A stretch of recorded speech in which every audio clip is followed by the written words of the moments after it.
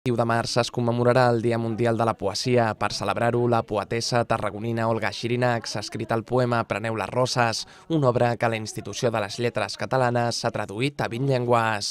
Preparo el meu quadern per escriure una estona sobre aquest fenomen que arriba en silenci.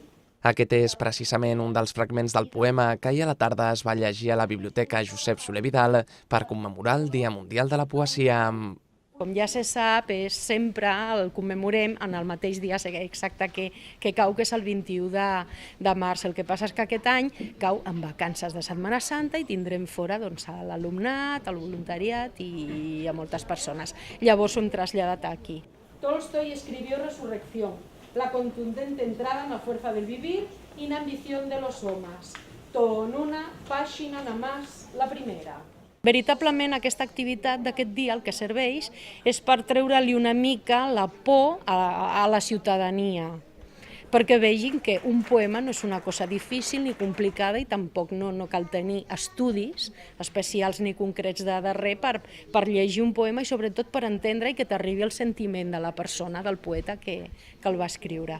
L'activitat va comptar també amb la participació del grup Poetmus, que va entonar composicions de poetesses locals musicades al piano.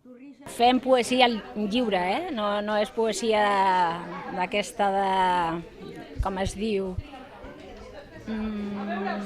d'aquesta de rimes, no són de rimes, són poemes lliures. El Dia Mundial de la Poesia el va proclamar la UNESCO el 2001.